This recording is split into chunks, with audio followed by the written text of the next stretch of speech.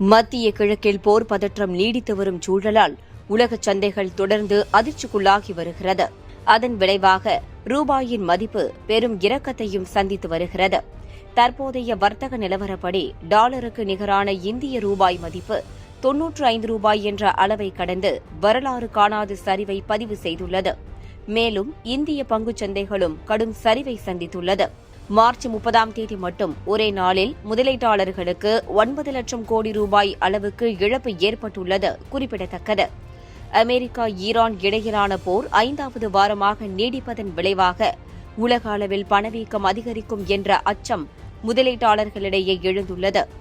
இதன் எதிரொலியாகத்தான் மும்பை பங்குச்சந்தை குறியீட்டு எண் சென்செக்ஸ் மார்ச் 30ஆம் தேதி முடிவில் 1635 புள்ளிகள், அதாவது 2.22% சரிந்து 71,947.55 நிலை பெற்றது. தேசிய பங்குச்சந்தை குறியீட்டு எண் நிப்டி 488 புள்ளிகள் 2.14% வீழ்ச்சியை சந்தித்து 22,331.40 முடிவடைந்தது. மும்பை பங்குச்சந்தையில் பட்டியலிடப்பட்டுள்ள நிறுவனங்களின் மொத்த சந்தை மூலதனம் 422 லட்சம் கோடி ரூபாயில் இருந்து 412.4 லட்சம் கோடி ரூபாயாக குறைந்தது.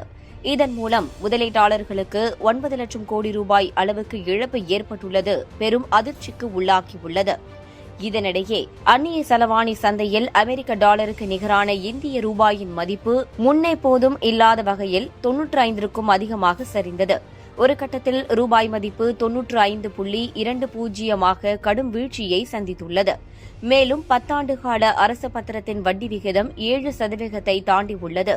சந்தையின் மோசமான நிலையை உணர்த்துவதாகவே பார்க்கப்படுகிறது. முன்னதாக வங்கிகளின் அந்நிய செலவாணி கையிருப்பு நிலவரங்களை ரிசர்வ் வங்கி முறைப்படுத்த முயற்சிகளை முன்னெடுத்த போதிலும் ரூபாயின் சரிவை தடுக்க முடியவில்லை. மேலும் ஈரான் மீதான தாக்குதல் காலக்கெடு நீடிக்கப்பட்டுள்ள போதிலும் கச்சா எண்ணெய் விலை தொடர்ந்து உயர்ந்து கொண்டே உள்ளது. போர் தொடங்குவதற்கு முன்பு சர்வதேச சந்தையில் பிரெண்ட் கச்சா எண்ணெய் விலை பேரலுக்கு $70 இருந்த நிலையில் தற்போது $115.98 உயர்ந்துள்ளதும் குறிப்பிடத்தக்கது.